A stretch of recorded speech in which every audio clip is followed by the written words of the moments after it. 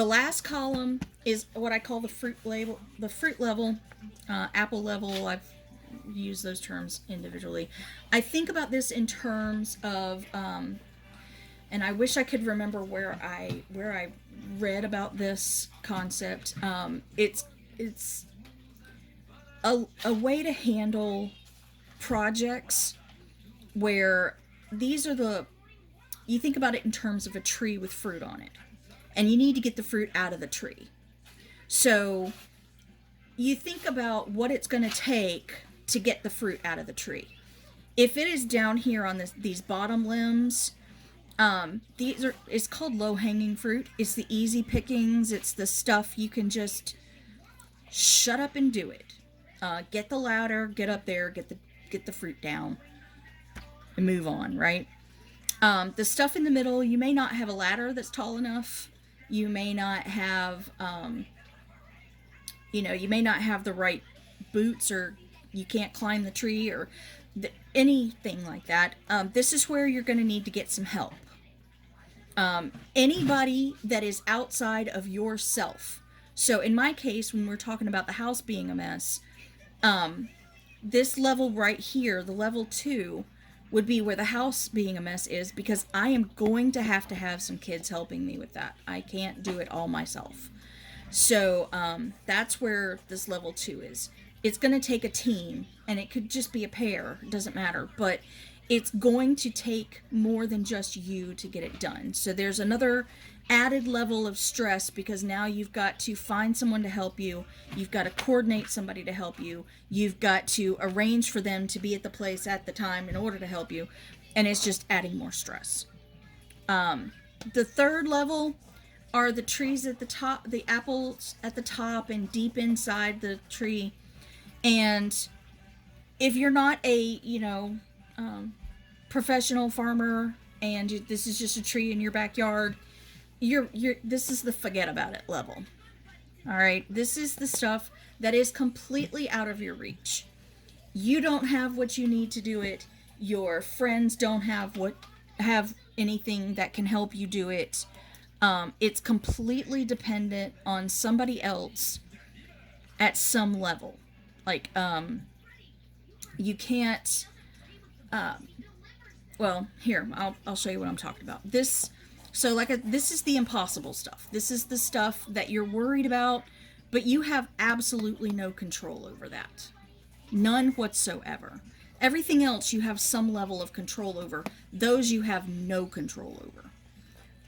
So stressing about the things you don't have any control over, it's not helpful. Not helpful. So let's come over here and look at our home list. And my house being a mess, that is an apple level, fruit level 2, because I'm gonna need people to help me with that. The abatement is a 3. It's totally, I have no control over it. All I can do is control how I react to it. So it's a 3. The tree damage, this is another thing that is completely out of my control at this point. I have called the right people. I have done all the things. Now we just have to wait on it to be done. No bed is a level 2. I need help with that. I'm going to need help. The insurance adjuster actually just approved that. So once the checks get here, I'm going to have to do a lot of talking and arranging. And my husband and I have to go shopping, and then I have to clean out a room in order for the bed to go in it. And, I'm going to need some help with that. So from here, I use a different color highlighter for this. It's just me and my type A. You can use the same highlighter. It's not a problem. Anything that is a level 3 is something you have no control over. There is nothing you can do to make that better. So we're just going to highlight those a color so that we know I need to stop worrying about those things. It is what it is. There's nothing I can do to make it change or make it happen faster, or, there's nobody I can push, nobody I can ask. Is it going to stop me from worrying about it? No. but it's going to allow me to see it as and acknowledge that there's nothing I can do about that, and I step off and do something else. These things, if it's a 1 or a 2, the last part of this process is the plan. So I'm going to give myself another page or so. The plan of attack.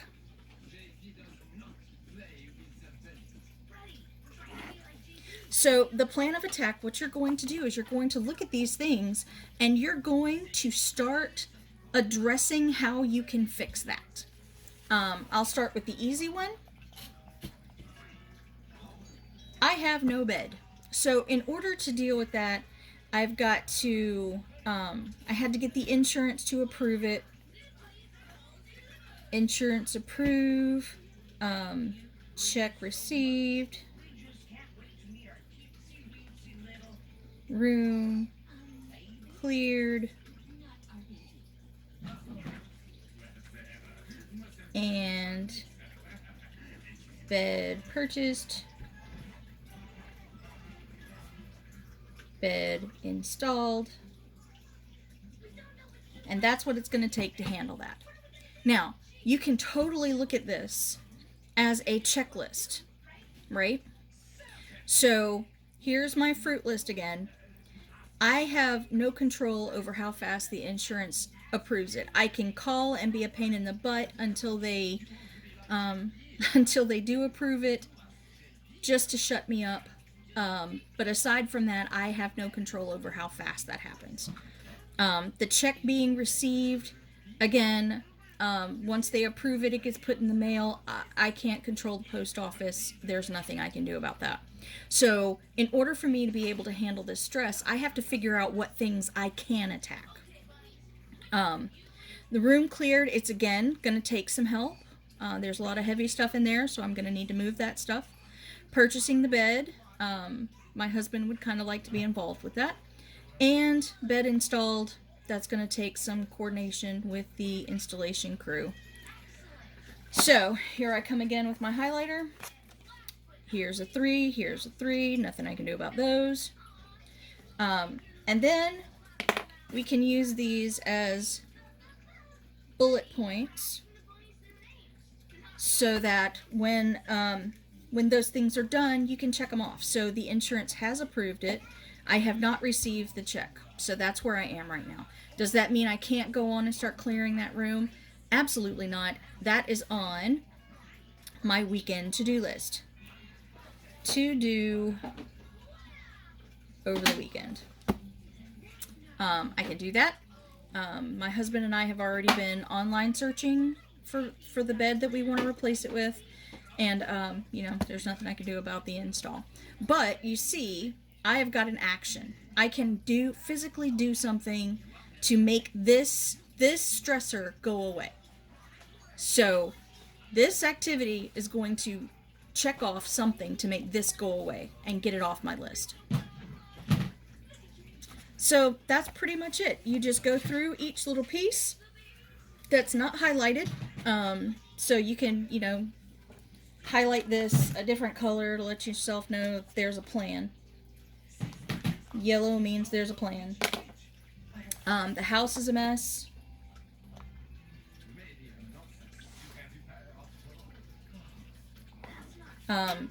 Start breaking it down into all the different ugly little pieces there. I have messy kids. I'm too tired after work to do it consistently every day. I'm usually, yeah. What I've learned about myself doing this is that my issue is mostly keeping everything consistent. So having the energy to keep everything consistent is my big problem. But I can create a cleaning schedule. I need to create a motivation, because obviously living in a clean house isn't the motivation my kids need. They need something more than that. And then from here, I can start addressing these little things as to what I can do. This one, I just need to shut up and do that. The schedule probably want to involve the kids there and there, so they have some skin in the game. Messy kids. I'm going to call this a 2-3. It's going to be on the high side of the 2, make it a little difficult to get to. They have to want to change in order for that to happen. So here we go with our bullets again. And as we do things, we can check those off. So there you go. I was asked a couple of weeks ago when how often I do this. And I'll be honest, consistency is an issue. So you'll see this list at the beginning a couple of months ago. I have some stuff highlighted and, you know, things moved and addressed, but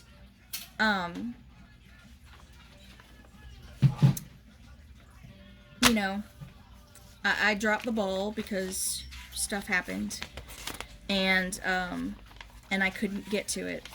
So I decided I'm just going to stop right here, start over. I'm going to put, I put some ribbons in here. I've got a journal entry about, or a blog entry about how to do that. So I'm going to label, I'm going to mark my laundry list. I'm going to mark the beginning of my areas. And then I'm going to mark the beginning of my plan.